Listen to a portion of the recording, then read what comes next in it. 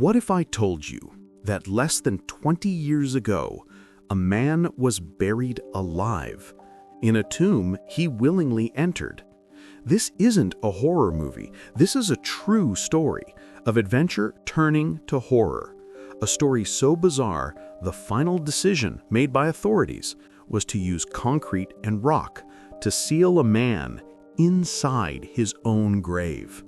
This is the tragic, terrifying mystery of John Edward Jones and the cave that consumed him, Nutty Putty. The year was 2009. The place, Nutty Putty Cave in Utah County, USA.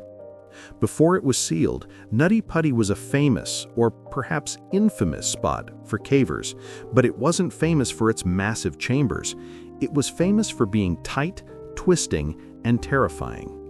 On November 24th, 26-year-old medical student John Edward Jones entered the cave with his brother, Josh, and 9 other family members and friends. John was an experienced caver. He knew his way around the dark. He was doing this for fun, for a break. But Nutty Putty was a place of high stakes. Its passages, like the notorious Birth Canal, required cavers to literally belly crawl, twist, and contort themselves through mud and rock. It was a physical and mental challenge, and on this night, John was about to face the cave's deadliest challenge yet. Around 9 p.m., John decided to scout ahead. He was looking for a well-known, roomy area called Bob's Push. He saw a dark passage, assumed it was the right one, and slid in, head first.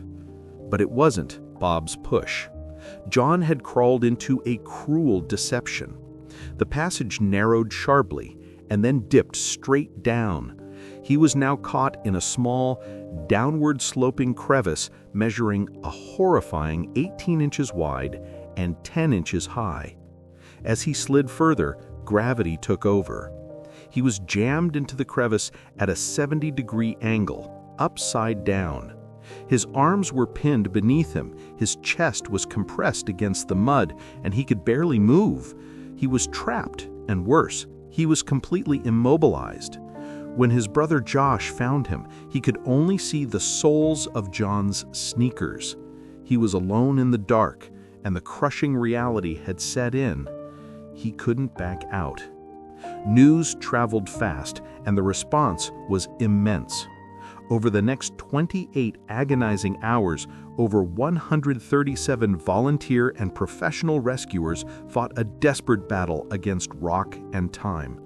Their main goal, to get John back on his feet. The key was to create a pulley and rope system. The first rescuer to reach him, Susie Motley, described the scene as agonizing. She said the only thing she could see was his eyes, and his eyes were full of fear. But the cave itself was fighting back. The limestone was incredibly fragile. Drilling for anchors risked a complete collapse, which would kill John and the rescuers. At one point, they managed to rig a complex pulley system, but in a horrific, bizarre twist of fate, an anchor gave way. The line snapped, and John slid right back to his original upside-down position, undoing hours of terrifying work. John remained positive, asking about his pregnant wife and their young daughter. But below the surface, an unavoidable tragedy was already unfolding. This is where the story shifts from a rescue drama to a bizarre physiological inevitability.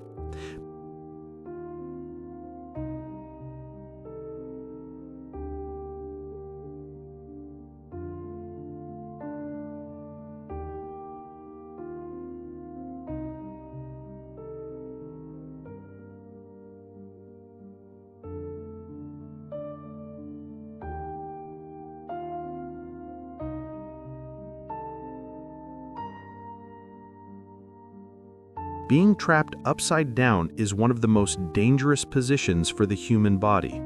The force of gravity was John's true silent killer.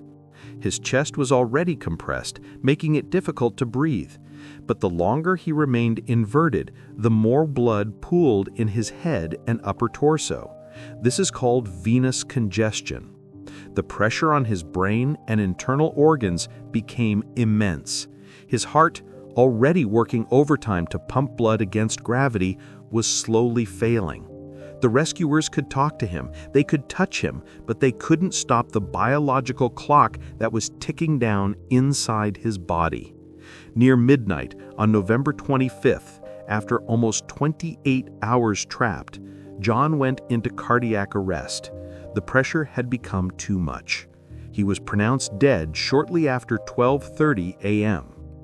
What happened next is what makes this story truly one of the most bizarre events in modern history. The operation was over, but the nightmare was not. Now, the authorities faced an impossible decision.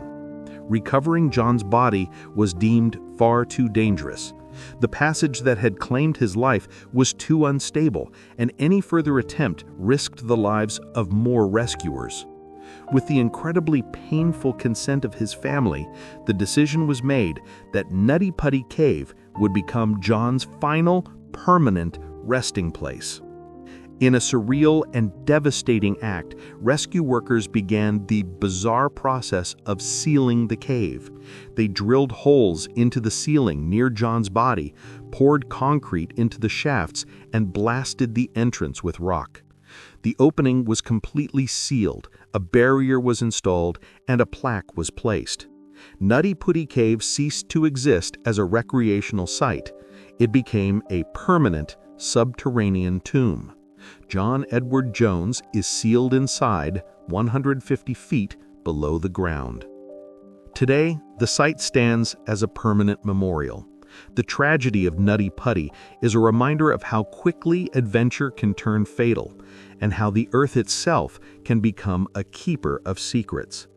Think about the absolute finality of that decision, to choose the safety of the living over the dignity of the dead, creating a tomb of rock and cement deep within the earth. It is a story that defies belief, a mystery of the earth that will likely never be fully understood.